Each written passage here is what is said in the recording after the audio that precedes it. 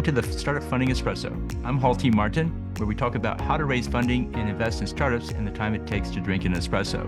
If you have a question about startup funding or investing, please go to the website, startupfundingespresso.com, and type in your question into the chat bot in the lower right corner to receive an answer. I hope you enjoy this episode.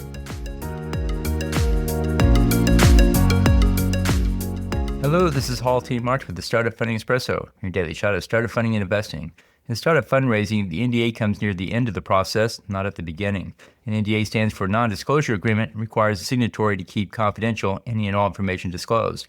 A founder asking an investor to sign an NDA before the pitch signals to the investor that there's nothing protectable about the business. In most cases, the investor will not sign the NDA and will take a pass on the deal. A founder should give the basic information to the investor without an NDA. Founders should focus on the benefits of their technology and business model instead of describing exactly how it works. An example includes, quote, our software reduces costs by 3x, unquote. There is a place for NDAs later in the process. When investors go into diligence, it's appropriate for the founder to ask the investor to sign an NDA. Other cases to use an NDA in the startup space include the following. Potential acquirer wants to license a product or key technology. Potential acquirer wants to buy the company. The diligence box has employee, customer, or partner information that is sensitive.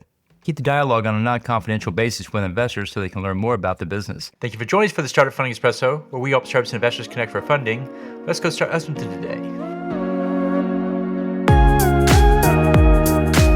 Hall T. Martin is the director of Investor Connect, which is a 501c3 nonprofit dedicated to the education of investors for early stage funding. All opinions expressed by Hall and podcast guests are solely their own opinions and do not reflect the opinion of Investor Connect. This podcast is for informational purposes only and should not be relied upon as a basis for investment decisions.